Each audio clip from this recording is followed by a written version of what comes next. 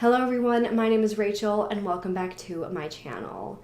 So the case that I have for you guys today is yet another case of someone's life being taken completely unexpectedly for absolutely no reason and completely out of the blue. I did want to go ahead and say thank you to Michael from Patreon for suggesting this video to me. I also wanted to go ahead and say a huge thank you to today's sponsor, GlassesUSA.com. If you're anything like me, then you know how expensive it can be and how much of a hassle it can be to get your eyeglasses directly from your eye doctor. However, GlassesUSA.com now makes it so much easier and so much more affordable. By cutting out the middleman, GlassesUSA.com offers prescription eyeglasses up to 70% off of retail prices. You can now shop for your eyeglasses online without ever leaving your home, all at affordable prices. GlassesUSA.com offers over 4,000 styles of glasses and sunglasses, including in-home brands like Audido, which is the glasses that I'm wearing right now, and then Amelia E in their black color, which is what these ones are. These are some of my favorites. And then the same Amelia E frame in a brownish color, because this color just really nice, and it's nice to have different colors to go with different things that I'm wearing. And I also have a pair of Amelia E sunglasses, which is what these are. They also have designer brands like Ray-Ban, Gucci, Oakley, and so many more. You can find any style and color that you can imagine, as well as specialty glasses like safety glasses, kids glasses, sports glasses, and so many more. Also, with GlassesUSA.com, you can add any prescription to almost any pair of frames, including blue light blocking glasses and sunglasses. They also have this really cool try-on feature where you put in a picture of yourself to see how the glasses will actually look on you before you spend the money and the time to buy them, which is really helpful when you aren't quite sure exactly what style suits you best. The best part is the price point. A complete pair of glasses starts at only $30, and free basic prescription lenses are included with every frame. It's so easy. All you do is go online, put in your prescription, place your order, and then that's it. You're done. You just get to chill at home and wait for your glasses to be delivered right to your front door. Standard shipping is free on all orders, no matter how much you spend. And if for whatever reason you aren't happy with your order, you have 14 days to return it for an exchange, a refund, or 100% store credit. Absolutely no hassle and no questions asked. The exciting news is that by clicking the link in my description box below, my subscribers can get up to 65% off of their first order. That's such an amazing deal considering that their glasses are already so affordable. And if you like the glasses that I'm wearing right now, or any of the other glasses that I've shown you guys, those will also be listed down below. So again, make sure you go ahead and click the link down below and head over to GlassesUSA.com for 65% off of your new pair of glasses. Thank you again so much to GlassesUSA.com for sponsoring today's video. And as with most of my videos, I will be taking off my glasses for the remainder of the video because I know that a lot of people are bothered by this glare that I get in these glasses. But with all of that being said, let's get into today's case. Today, we are going to be discussing the murder of Brittney Gargol. Brittney Gargol was born on August 31st, 1996 to her parents Suzanne Gargol and Everett Hilbum in Saskatchewan, Saskatchewan in Canada, and she had three stepsisters named Courtney, Tristan, and Victoria. She was described as being adventurous, independent, strong-willed, and outspoken. She was also incredibly hardworking, maintaining a job since she was 16. She juggled schoolwork in addition to two jobs, one at Vern's Pizza and the other at the Dorman Concordia Club, which was a job that she really loved. She attended Newtana Collegiate and planned to go to college to get a degree in business management. Brittney was an outdoors girl. She loved snowboarding, camping, and boating. But she also had her girly side to her. She loved fashion, shopping, and showing off her outfits to all of her friends.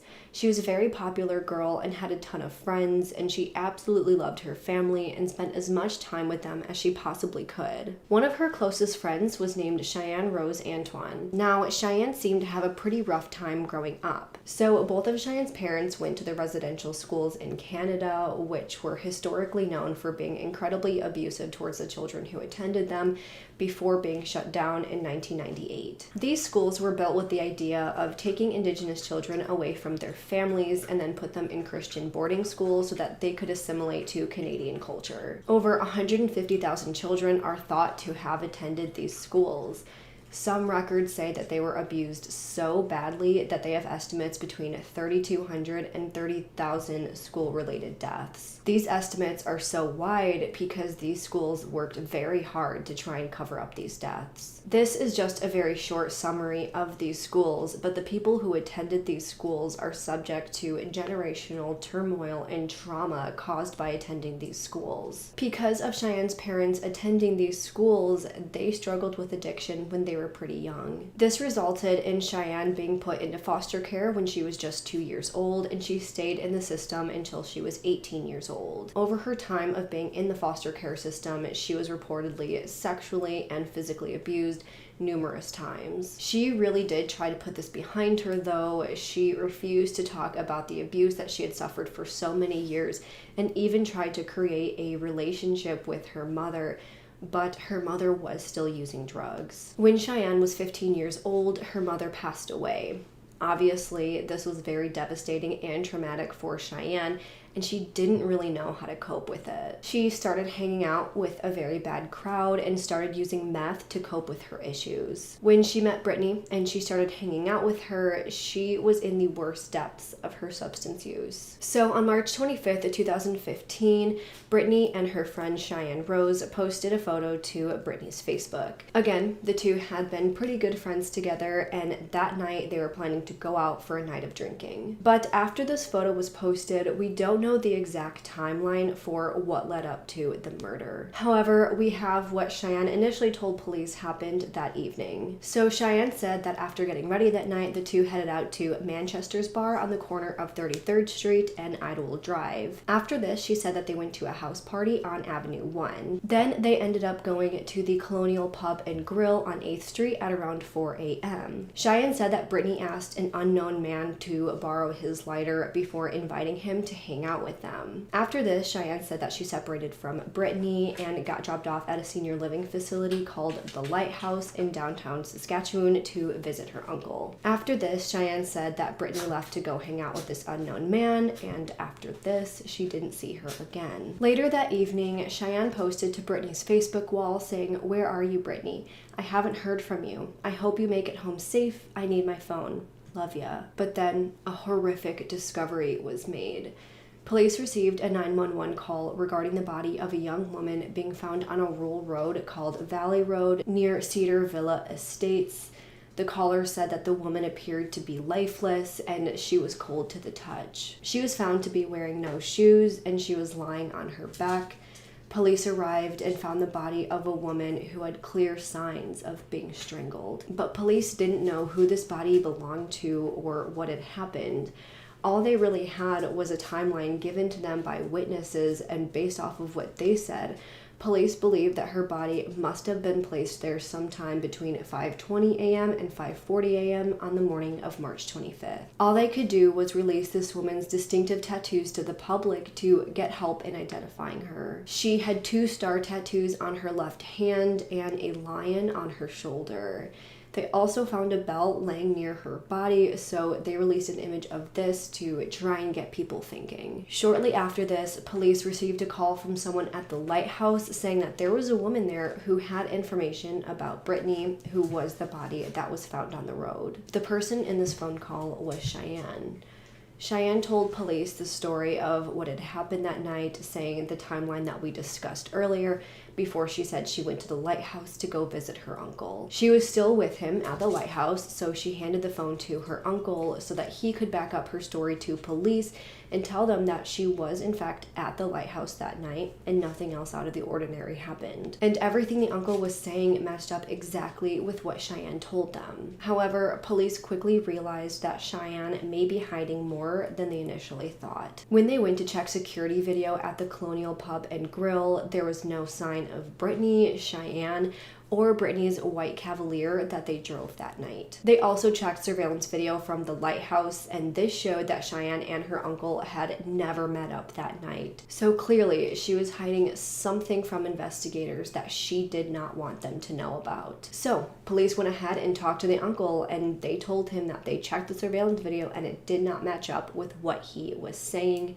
So The uncle changed the story and told them what Cheyenne really told him. He told police that Cheyenne had told him that her and Brittney had been staying with, quote, 2 black guys at a motel room that night when a fight broke out, something over cocaine. Cheyenne said that after this fight, she went into the bathroom, but then when she came back out, she saw that Brittney was laying on the bed, lifeless, with marks all over her neck. Her uncle went on to say that these 2 men pointed a gun at her and forced her to take part in covering up the murder. So she did, and after doing this, she went to her uncle for help in trying to cover for her. Over the course of the next few months, Cheyenne was in police custody, but they weren't for anything related to Brittney. They were for different charges.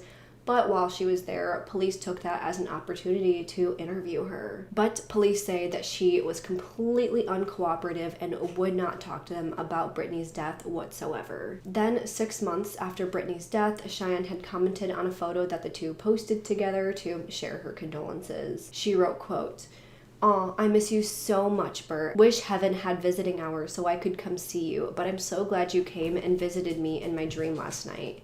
Woke up with tears in my eyes. I'm blessed to have met you and have you be a part of my life.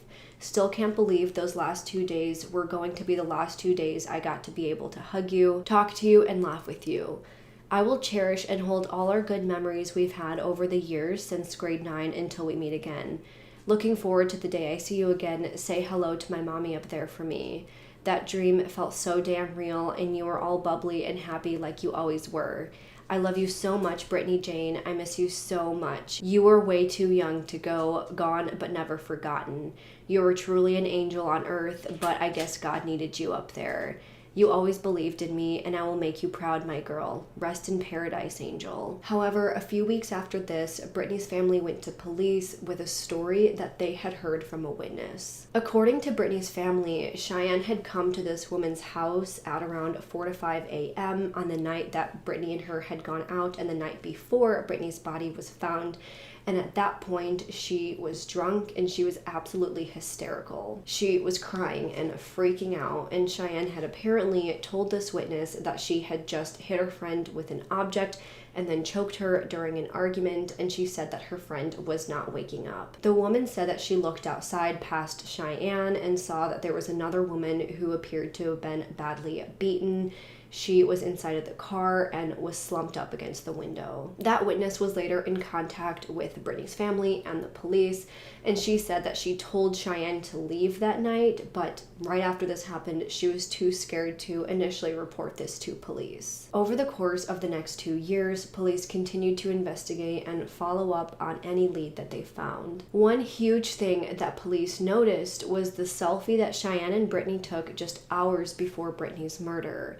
She was wearing a black belt with weaving on it in the selfie. A belt with the same exact color and weaving was actually found near Brittney's body. So they sent this belt off for some DNA testing, and they found that both Brittney and Cheyenne's DNA were on the belt, which was unusual because given that Cheyenne was the one wearing the belt, only her DNA should be on it. Now, of course, this is not a perfect science. It's mostly just a theory, because if Brittney had worn that belt in the past at any point, her DNA very could possibly be on it. So this wasn't perfect, but it definitely was a huge lead in the case. Additionally, after the autopsy was completed, the medical examiner determined that her cause of death was ligature strangulation. So police had the theory that Cheyenne may have strangled Brittney with this belt. However, they were never really able to prove this. They also went ahead and examined Brittney's car. They found out that it had a bunch of dirt and long grass under the wheel wells of the car, as if it had been driven through a ditch or a field. In the car, they also found Cheyenne's cell phone. On the cell phone, it showed that her phone had connected to a McDonald's Wi-Fi at 4:30 in the morning, the day that all of this happened. She also had several photos of Brittney on this phone from the night of the murder, and of course, there was a bunch of pictures of Cheyenne wearing this black belt. So based on all of this, in addition to her own alleged confession to that witness, Cheyenne was arrested and charged with second-degree murder. However, she initially would not admit to what she did.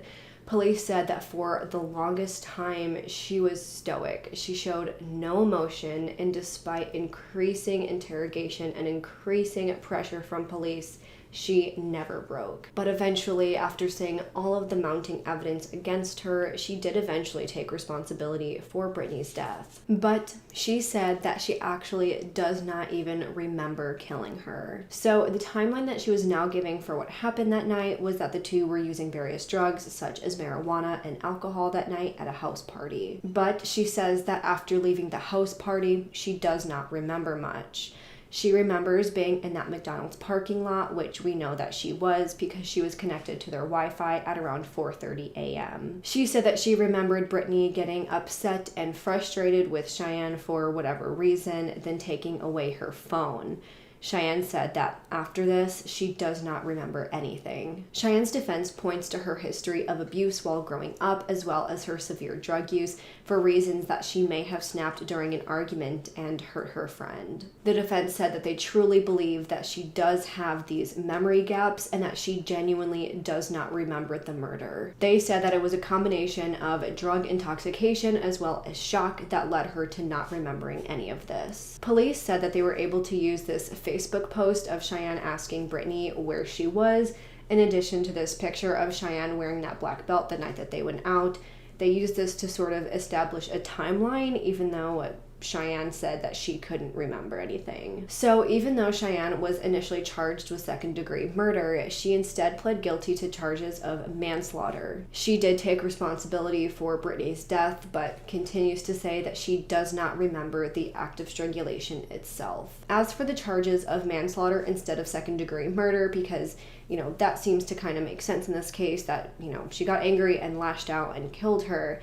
The reason that they're not going for this is because the prosecution basically said that they would not be able to prove that she had intent to kill her during this argument. Basically saying that, yeah, her actions caused her death, but that doesn't mean that she meant to cause her death on purpose. So because of this, Cheyenne was sentenced to only 7 years behind bars for Brittney's death. Cheyenne's defense attorney explained that when they do the sentencing, they take a lot of different things into consideration. They have to balance the severity of the crime as well as their life circumstances. They said that the fact that she even pled guilty to begin with led her to getting a lighter sentence. However, the frustrating thing about this entire case was the fact that she misled investigators for 2 years. She tried to take them on a wild goose chase by saying that she went to all of these different bars, lying about her alibi, getting her uncle to lie for her, being uncooperative, and having a very long list of prior convictions. So that in and of itself shows me that she knew what she did. She knew that she strangled her. She knew that she caused her death, and she tried to hide it. She was at least with it enough to know that I'm going to get in trouble for this.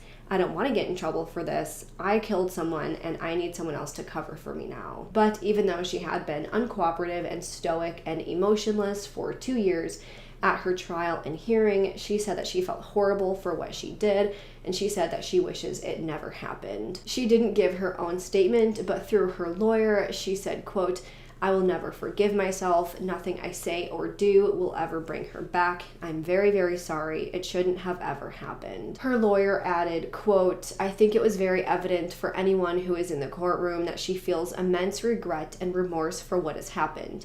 This was her best friend, and the fact that she is no longer here as a result of her own actions weighs heavily on her, and she's going to have to live with that and deal with those issues as she moves forward." When Brittney's family was giving their victim impact statements, Brittney's stepmother explained that the two were just starting to bond and to get to know each other and create this close relationship before her life was taken from her. Brittney also had a 5-year-old stepsister who is devastated and just so confused. She added that Cheyenne was Brittney's friend.